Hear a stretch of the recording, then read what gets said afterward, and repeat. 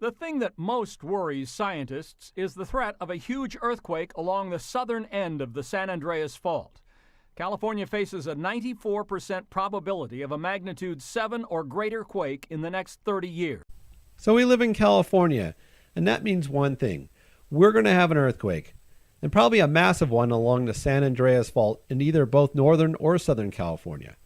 And we've seen infrastructure broken whenever there's a big earthquake, usually freeways like these pictures here. However, the big thing is these water mains that are pretty old in our cities are going to break. This one broke on its own without any ground shaking. Also, the water delivered around California is done through aqueducts. What if these pipes break during a major earthquake?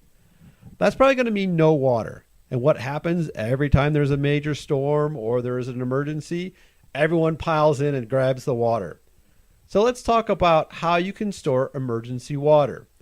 But the big question first is, how much water do you need to store? Well, experts say it's about 1 gallon per person per day, and that's not for washing, that's just for eating. And they're saying you need it for at least 5 days, probably longer.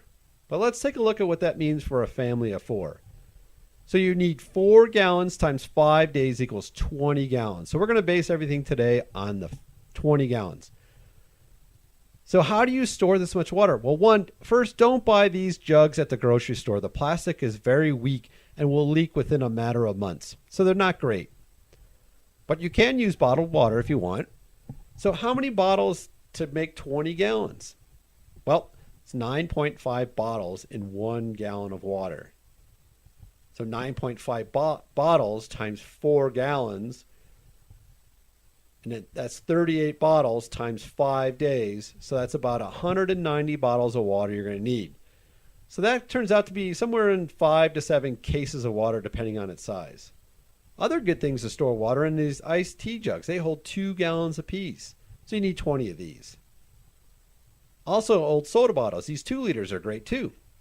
So 2 liters equal 1 gallon. So you're going to need 42 liters. I could do that in about a day.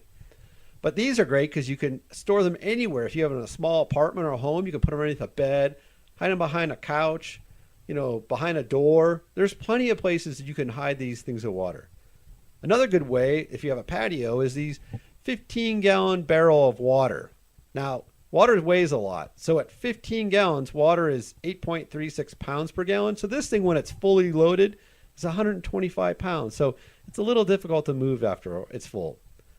There's also 50 gallons of emergency water probably in your garage, and that is through your water heater.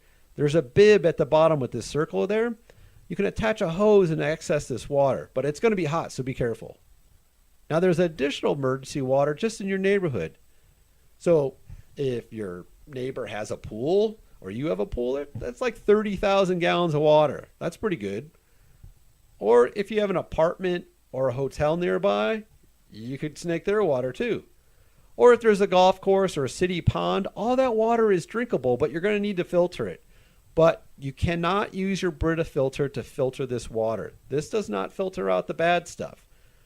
You need an MSR filter to get out the stuff that's going to get you sick. Or another good one is the Sawyer water filter. That can filter, I think it was about 1 million gallons.